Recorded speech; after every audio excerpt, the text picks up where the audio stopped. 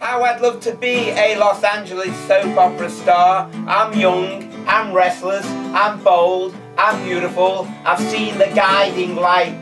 But hey, I have only one life to live. But I never drove a Ferrari to the studio, seduced Susan Lucci, then between Mintos and Taster's Choice, become a low-down, dirty scoundrel and plot to kill her millionaire diabetic husband. Well, I secretly replace the insulin with some deadly poison and then dump the fucking body in a jacuzzi while I slowly pump away on old Susan Lucci. And then she says, yo, Belowsky, stop, man. Stop, because it's not you I want. You know what I really want? What I really want is a daytime Emmy. A daytime Emmy and my face on the cover of TV Guide. Cut to the commercials and there's a walk supermarket reality. There on the cover of News World Weekly is a picture of Lucci with some hairy, two-headed baby. And I realise that soaps are totally fucking crazy. And how I'd love to be a Los Angeles soap opera star. I'm young, I'm restless, I'm bold, I'm beautiful, I've seen the guiding light, but I only have just one life to live. And this guy here on the guitar, I see him in a soap opera star down on fucking Coronation Street, the Glasgow edition.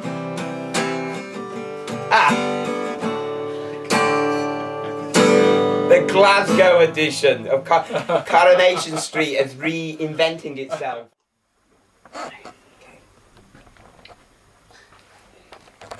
Grinding, winding, woke to the sounds of dump truck music, paracetamol head, anodine head, grinding, winding out that laneway. There's not much left of that wild night across that laneway, no, just skin and bones of some scrumptious duck being turned into muck, thrown into some Salford dump truck. Total madness awakes me. The grinding sends me nervous system fucking crazy. The bathroom delays me. First piss I miss and I hit my feet. I feel dead beat at the toilet seat. Not like the Holy Trinity of Best Law and Charlton. I press down the finger on the can. In the sink there's a giant mountain of Gillette foam. I'm inspired. Tonight I think I'll turn on the TV and watch United. If we win, we'll all be fucking excited. I cut the shave, there's a drop of blood, but I feel good, there's no sound. And I realise now I'm in Salford. And I realise I'm walking on sacred ground.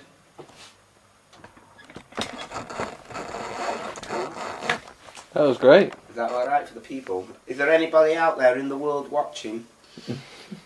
Shall I do another poem? Here's more of an LA type poem, okay? We're complicated, complex cosmopolitans on the brink of oblivion as she pours another sweet and low. Don't know what it is about a woman that makes you shiver and shake and always seems to send you back to bed.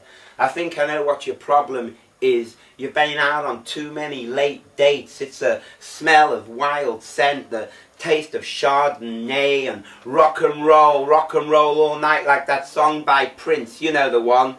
Kiss, kiss, kiss, kiss.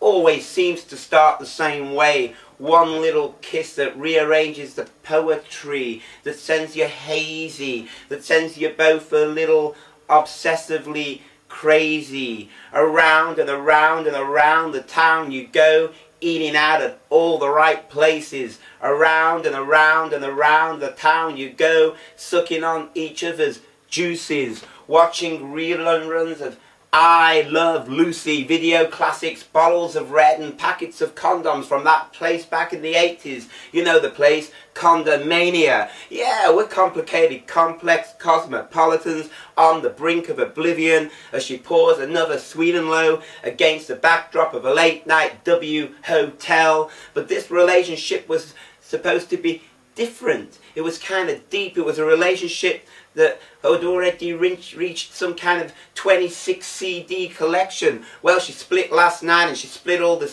discs, and well, I'm left with six.